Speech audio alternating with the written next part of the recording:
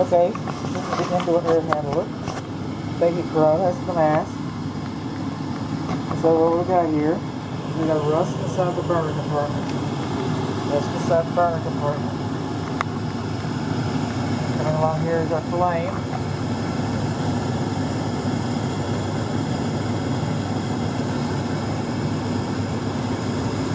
Really hard for me to see.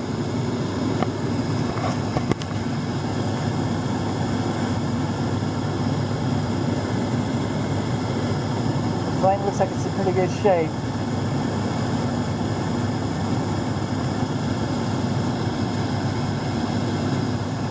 Spare the rust.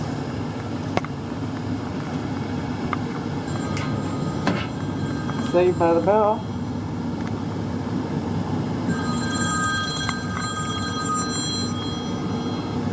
Get home, this is bad.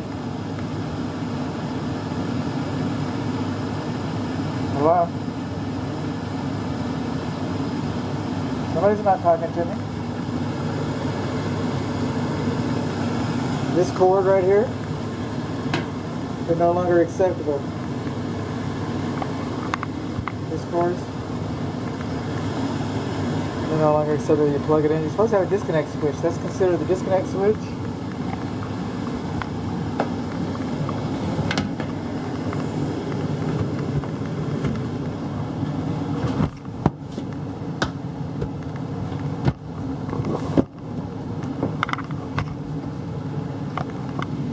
Okay. Gas line coming in. Okay. I understand that that's acceptable on a furnace. I don't think it should be. It should have a regular handle. I might be wrong, but I'm going to call it out.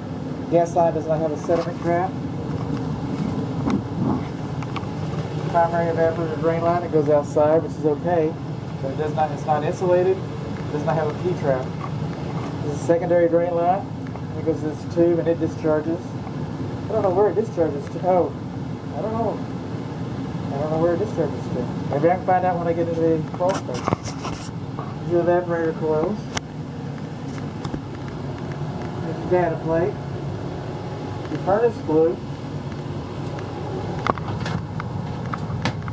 Furnace flue does not have a thimble.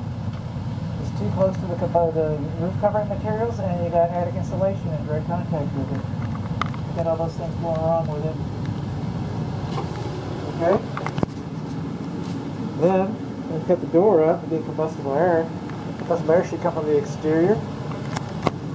There are some formulas for interior combustible air, but I don't know them. I don't know those formulas. And I'll tell you this door is not sealed like an exterior door. And you have a grill right here, and that's the return air. That's return air. So if any carbon monoxide spills out of here, it gets sucked up into that air register right there, and then it gets distributed all through the house.